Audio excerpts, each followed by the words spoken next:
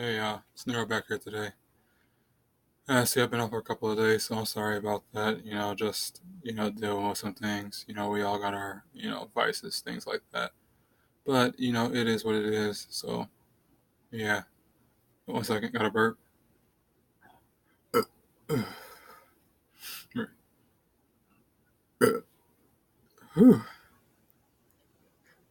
Excuse me. Yeah, but anyways, in this video, you guys, I want to talk with you guys today about the 10th house and astrology and what the 10th house deals with. And so, with that being said, let's talk about it, shall we? And with this video, it's going to be brief. So, yeah, heads up. So first things first, at the 10th house. Before I even get into talking about the 10th house, what I want to say is that the 10th house is where our MC is located, and our MC is known as like our medium coli. It's opposing our imum emum coli, whatever. And what this means is that the MC represents like our our past, where we're coming from, the household, family, roots, and all that growing up. So naturally, we can kind of tell since it opposes that house, we can kind of already tell what the MC or midheaven deals with. It deals with where we're going, what we're going to be, depending on where you're going, direction you take in life. That's what you're going, that's what you're going to be known for. That's what you're going to make into, like, that's what you're going to, and what you're known for is like what you're going to make into, uh, it's like the kind of career you got in business. But yeah, that's what I was trying to say. Thank you. It's 1:33 on the clock, but yeah. What I was trying to say here, though, is that with the IC being where you're coming from, the MC being where you're going, we can already tell that this is a house that deals with finding your own path and going your own way in life, which isn't a coincidence because the 10th house, or the midheaven, the MC, is a house that deals with matters regarding matters regarding the kind of career you're going to have, what kind of business you're running, what kind of your status, and what you're known for. Otherwise, just like the midheaven, just like the midheaven, which represents how the world, sees you. And for a quick example, and that's like an easy way. This is like the easy way to explain the 10th house.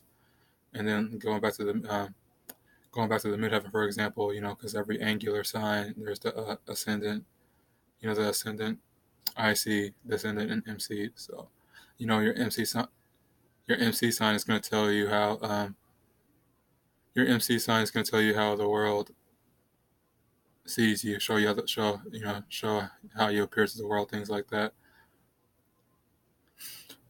And so, a quick example, I like use my own, midheaven sign, and my midheaven is Scorpio.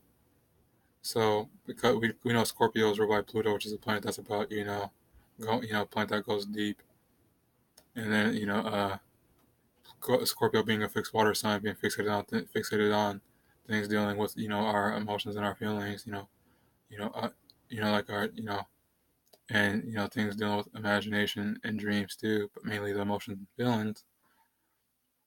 This is what was I trying to say? We're talking about how Pluto is a planet that likes to get to the root of things, to bring them up, and how Scorpio is a fixed water sign. This is why Scorpios, when it comes to people's emotions and feelings, whether it's within their own or within others, they tend to be very piercing with that and really try to get to the heart of what's going on. So why they're this is why they're good psychologists, and I guess that's how I was trying to get to it. So and they're like detectives too, because of that, that Plutonic influence. So, the Scorpio in midheaven, I might I'll come up to the world somebody who's very mysterious, yet very investigative and piercing.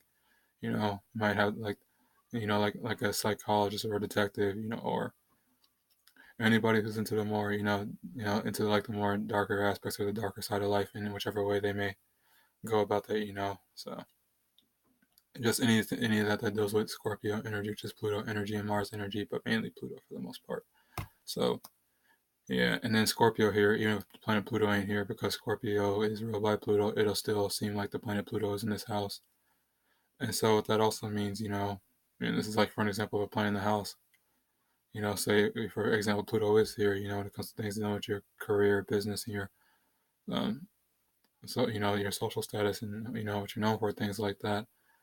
You are going to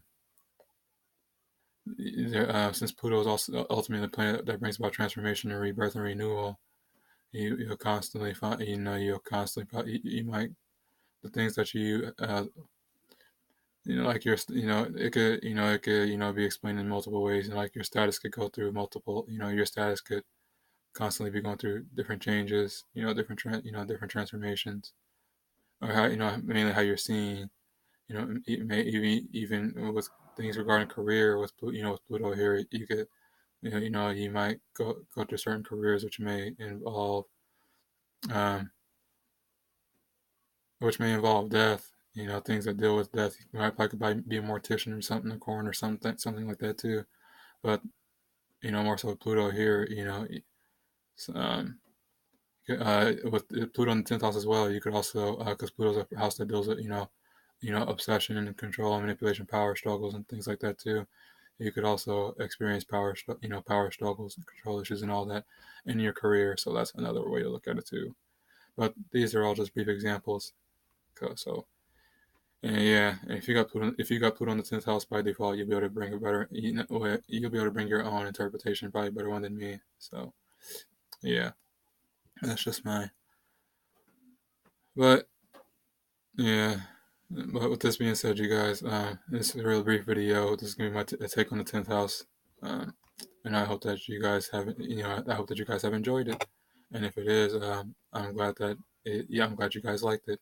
So, with that being said, I'll talk to you guys later, where I talk about the 11th house in astrology, and after that, the final one, which is the 12th house in astrology.